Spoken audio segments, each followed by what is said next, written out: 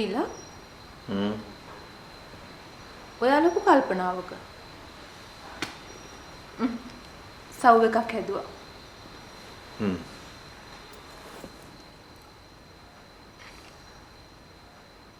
Rebecca මම මේ කල්පනා කරුවේ ඇත්තට මොකද්ද කරන්න කියලා. මොකක් ගැනද තිලා? මාලි ගැන. ලොකු ඉස්කෝලේ මට අද හම්බ වුණා. ටීචර්ගේ අම්මත් ඇවිල්ලාලු මේ ටිකේ. එහෙනම් ඉතින් මාලි ගැන අහන්න වැතිනේ. ලොකු ඉස්කෝලේ කිව්වේ නම් ඇහුවේ නෑ කියලා.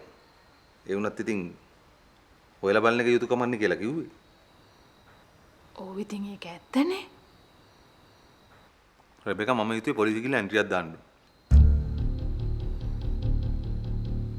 එතකොට ඉස්කෝලේට තෝරන විදිහට ළමයින්ව නටවන්න බෑනේ. උන් සුද්ධ කරන්න බෑනේ. ඔයා පුතා එක පොඩ්ඩක් කතා කරලා බැලුවේ නැද්ද? නෑ ඉතින් මං තාම පොලිසිය යන්න හිතුවා විතරයිනේ.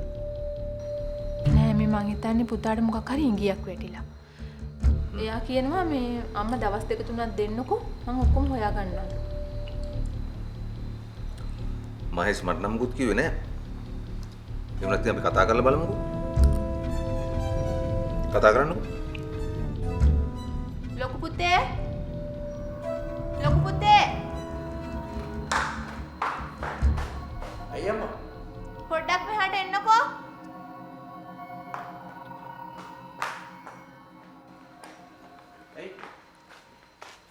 පුතේ දැන් මේ මාළපල ඉලව ගැන මම නොදන්න මොන හරි දෙයක් උඹ දන්නවද?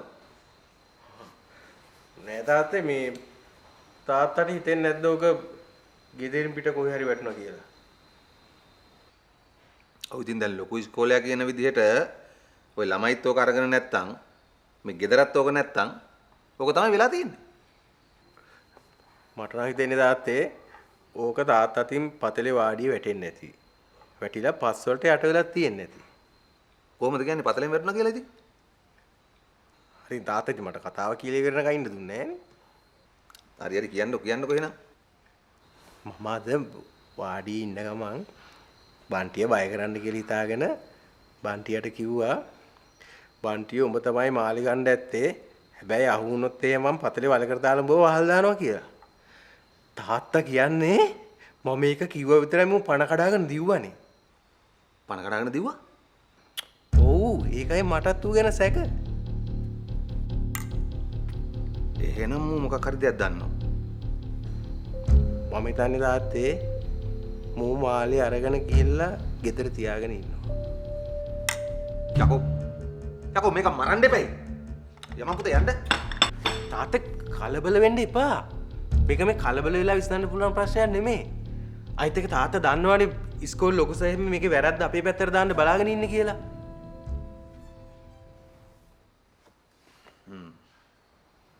එහෙනම් ඉතින් කැමති විදියක්. රද්දා මංගා දාටා දීටි රද්දා මංගා දාටේ සන්සිල්ක් ලොකු බෝතලේ සේදුම් වාර 30 රුපියල් 16ක ඉතිරියක්. පුතාලා අද ඉඳලා මේ බැට් එක ඔයාලගේ. ඔව් ඔයාලගේ.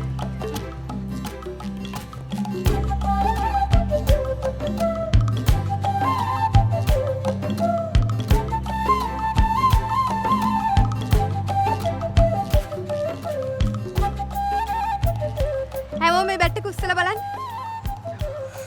අම්මෝ ටීචර් මේක හරි බරයිනේ. ඔව් මට යන්නකෝ.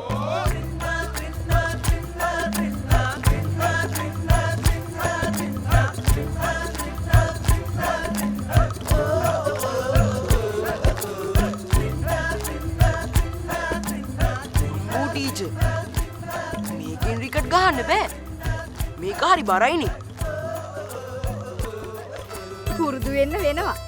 දැන් කොළඹට ගියාමත් මේ වගේ බර බැට් වලින් තමයි ක්‍රිකට් ගහන්න වෙන්නේ. ඒ වගේම යකඩ බෝල වගේ බර ලෙදර් බෝල් වලින් තමයි සෙල්ලම් කරන්න වෙන්නේ. අම්මෝ ටීචර් අපි කොහොමද ඉච්චර බර බෝල් වලින් බෝල දාන්නේ? අනේ ටීචර් අපි ටෙනිස් බෝලෙන්ම සෙල්ලම් කරමුකෝ. දැන් ලසිත් මාලින්ගත් ඔහොම හිතුවනම් මොකද වෙන්නේ? ලසිත් මාලින් වලට දෙන බෝලෙමද අපිටත් දෙන්නේ? නැතුව. ඇයි එපාද?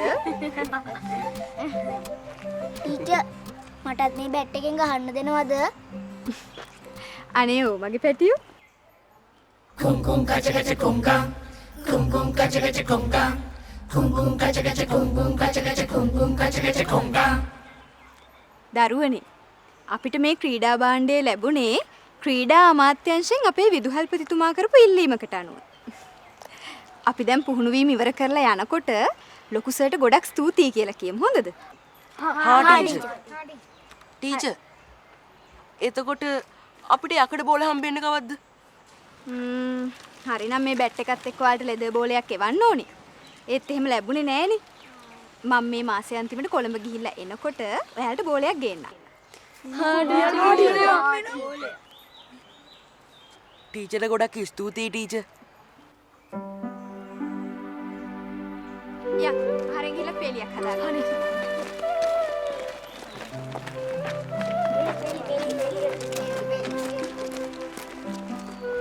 ටීචර් එතකොටයි මේ පින්තූර මෙතනින් ගෙනත් තිබ්බේ?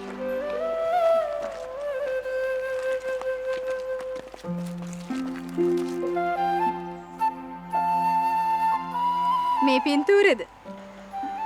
ඔව් ටීචර්.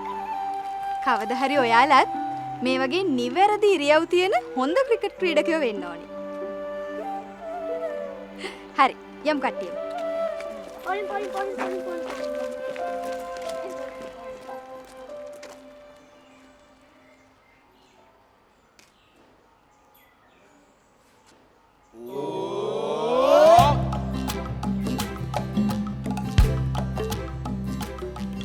Activated charcoal සමගින් දැන් ඉස්සුරි නැති ක්ලීන් හිසකට නව ක්ලියර්මෙන් ඩීප් ක්ලෙන්ස්. හොඳයි. අද අපි අලුත් ෂොට් එකක් ඉගෙන ගන්නවා. මේකට කියන්නේ forward defense. අපි ඉංග්‍රීසි භාෂාවෙන් මේකට කියන වචනත් ඉගෙන ගන්න ඕනේ ෂොට් එක ඉගෙන ගන්න විදිහට. කො කියන්නේ forward defense. forward defense. නෑ පුතේ forward defense. forward defense. හරි කමන්න. අපි ඉතින් පුරුදු වෙලා ඉමුකෝ.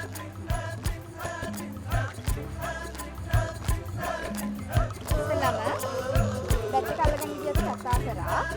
හරි ළමයි. මම දැන් මේ පහර කරන්නේ කොහොමද කියලා දෙනවා බලන්න. අන්න. මෙහෙට. ආයෙමත් කකුල් දෙක සමාන්තරව තියාගෙන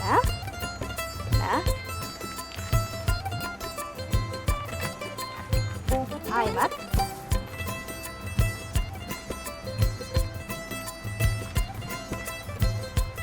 හරිද? ශක්ති කරලා පෙන්නන්න.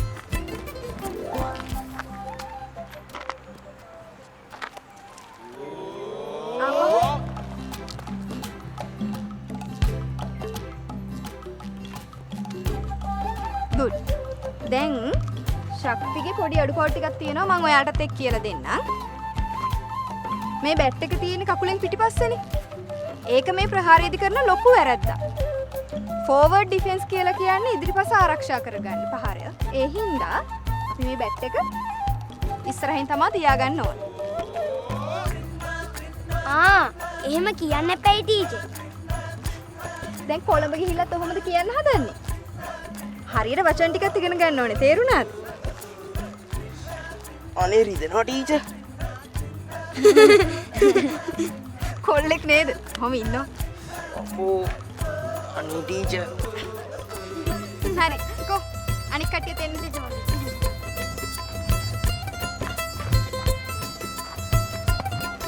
හොඳයි.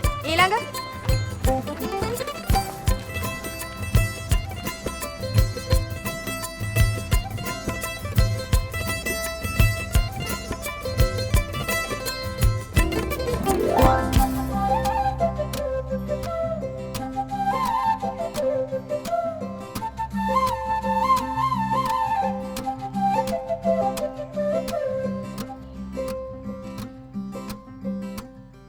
ලයිෆ් බොයි ෂැම්පූල ඇති කිරි ප්‍රෝටින් සහ මල්ටිවිටමින් හිසකෙස් මුල සිට පෝෂණය කර ශක්තිමත් කරයි. ඔබව බලගන්වන්න 100% සූදානම් නෙස්ටමෝල්ඩ්. ඔය පල්ලා බන්ටියෝ මාව නරක මිනිහා කරගන්න නැතුව මාළේ හංගපු තැන කියපන්. අනේ මන් දන්නේ ඉතින් මං හොරෙක් නෙවෙයි මහත්තයෝ. මට ඔත්තුවක් ලැබිලා තියෙනවා මාළේ මෙහෙ තියෙනවා කියලා. ලතාක්කේ කොල්ලා මාස 6කට හිරේ යවා ගන්න නැතුව මට අත්ත කියපල්ලා. මේ අහිංසක මම හොරු හදලා නෑ මහත්තයෝ. මේක මේ කාගේ හරි බොරුවක්. නෑ නෑ ඒක ඇත්ත ග්‍රාමසේවක මහත්තයා. කතා කළා කියන්නේ හොඳ වැදගත් අහිංසක මිනිස්සුયો. ඔක තමුන්නාතර කවුරු හරි කියපු ලොකු බොරුවක්. බලමුකෝ. හැබැයි තිලම් මහත්තයෝ මාළේ මෙහෙ තිබිලා හම්බුනොත් එහෙම මට කරන්න එහෙම දෙයක් නෑ. නෑ මේ තිබිලා හම්බ වුණොත් ඉතින් ඒක අපිට කරන්න දෙයක්වත් නෑ. නේද පුතේ? ඔව් ඒක ඉතින් අපි මොනා කරන්නද? අනේ මං හොරෙක් නෙමෙයි මහත්තයෝ. පොඩි කාලේ මං ටොපියක් හොරකම් කරලා අම්මා හොඳටම ගැහුවා. ඊට පස්සේ මං එපට අඩු ගානේ ටොපියක්වත් හොරකම් කරේ නෑ. අම්මා හිතන්නේ මං හොරෙක් කියලාද? අනේ නෑ මයි පුතේ. මම හොරෙක් නෙමෙයි. අනේ හොරෙක් නෙමෙයි. ඒකනේ ග්‍රාමසේවක මහත්තයෝ මේ අම්මත් කියනවානේ මං හොරෙක් නෙමෙයි කියලා. හරි බන්ටියෝ උඹ හොරෙක් නෙමෙයි කියලා ඔප්පු වෙයි. මේ ගෙයි බන්ටි කවුස් කරලා බලුවට පස්සේ. පොඩ නහයට නේද ඉස්සන්කෝ. මේ ඔය කාමරේ හොඳට බලපල්ලා. මේ බන්ටියෝ. මේ වරෙන්.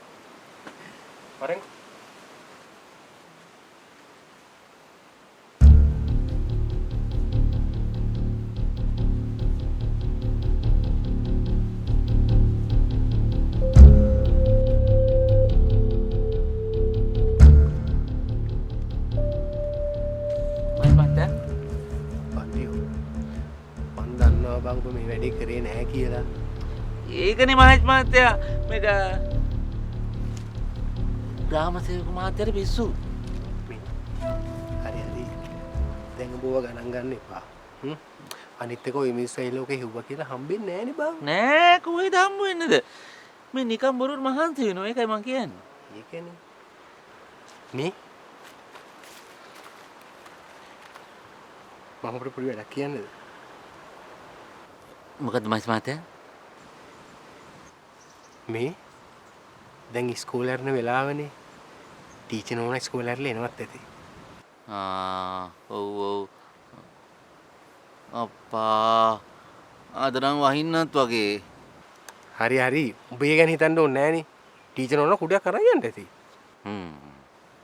මේ බන්ටියෝ උඹ දැන් ගිහින් ටීචර් නෝනා හම්බෙලා කියපන් ග්‍රාමසේවක මහත්තයා ගෙදරට පැනලා මාළේ හොයනවා කියලා. එතකොට ඒ බන්ටියෝ ටීචර් නෝනා උඹට ගොඩක් ලෙන්ගතුයිනේ.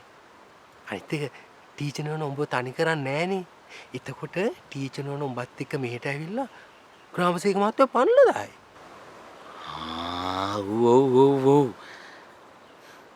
යසයි ඔකට. ඔව් යසයි. ඔව් මං යන්න. රද්දා මංගා දාටා දීදී රද්දා මංගා දාටේ. රද්දා මංගා දාටා දීදී රද්දා මංගා දාටේ. අඩ 100 වසරකට වැඩි ජනතා විශ්වාසය නව සංයෝගයකින් රයිනෝ රෝෆිං සහ සීලිං ෂීට්.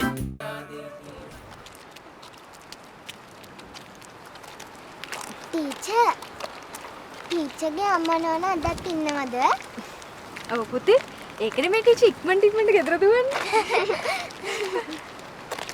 අපේ අම්මා කිව්වා ටීචර්ගේ අම්මා නෝනාට කකුරුයි පණින් දෙන්නගෙන ගෙන යන්න. අනේ පුතේ කරදර දෙන්න එපා. කරදරයක් නෑ ටීචර්. අම්මා සතුටින් දෙන දේවල්නේ. අපේ ආච්චි අම්මා කිව්වා කිතුල් පිටි දෙනවා කියලා. කිතුල් පිටි? ඇයි ටීචර් කාලා නැද්ද? හරිම රසයි ටීචර්. ඉන්නකෝ මං අම්මට කියලා හදලා ගෙනල්ලා දෙන්න.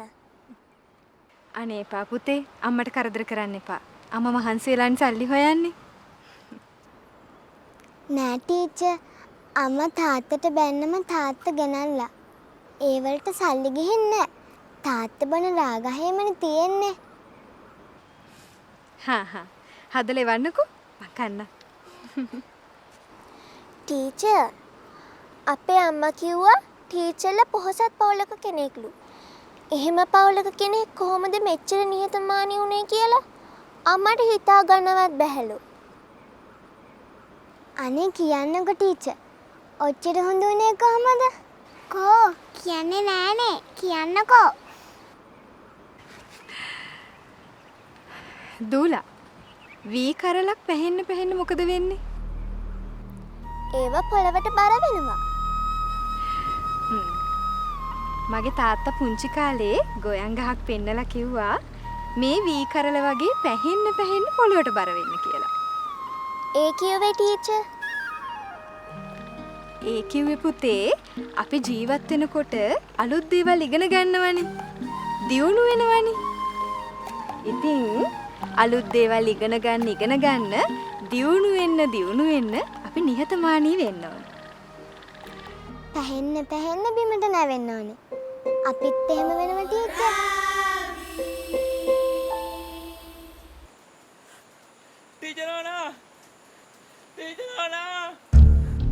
ටීචර් නෝනා. ඇයි බන්ටි මොකෝ මේ කලබලෙන්? අනේ ටීචර් නෝනා අර ග්‍රාම සේවකයා ඇවිල්ලා අපේ ගේ ඔක්කොම අදිනවා. ගේ අදිනවා? ඇයි ඒ? ටීචර් නෝනාගේ මාළේ හොයනවනේ. මගේ මාළේ කොහෙද එහෙ? ඒකනේ ඒකට එයාට පිස්සුනේ. අපේ අම්මා පව් උන්ද අඬනවත් එක්ක. මේක හරි අසාධාරණයක් නේ. දැන් ග්‍රාමසේවක මහත්තයා එහෙද? ඔව්. අපි යමුකෝ. අහිංසා. ඔයා නංගිලත් එක්ක පරිස්සමෙන් ගෙදරට යන්න. අපි බන්ටියාලයා ගෙදර ගිහින් එන්න.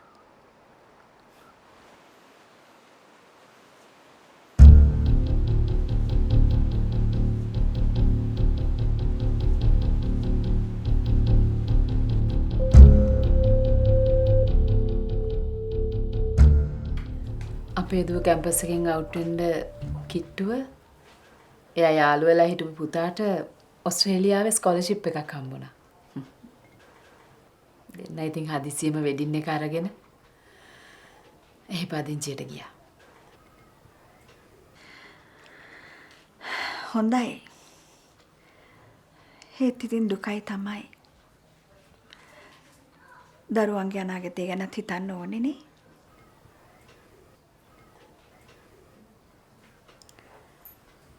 එයා ගියාට පස්සේ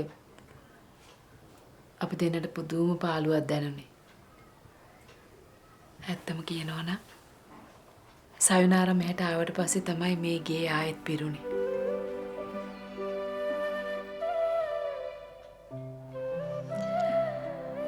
අපේ ගෙදරත් හරිම පාළුයි.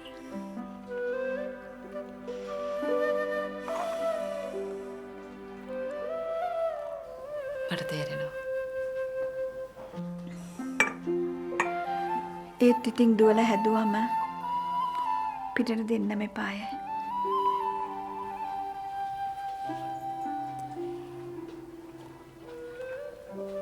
ඒ වුණාට ඉතින් පුතෙක් වගේ හොඳ බෑන කෙනෙක් හම්බුනහම ඒ දුක පොඩ්ඩක් හරි නැති වෙලා යනවා.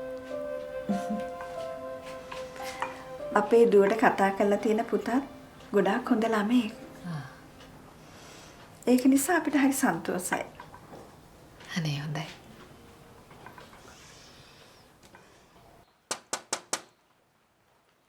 කවුද ගෙදර? කවුරු හරි ඇවිල්ලා මං හිතන්නේ. බලමුකෝ.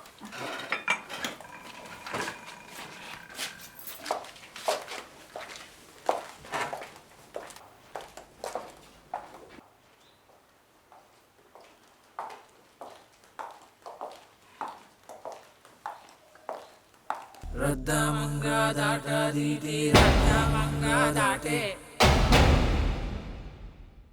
වරෙල් යන්න යමලා රද්දා මංගා දාටා දීටි රද්දා මංගා දාටේ නිරංජලා නෝන බය වෙන්න එපා. කලබල නැතුව ගෙදරට වෙලා ඉන්න.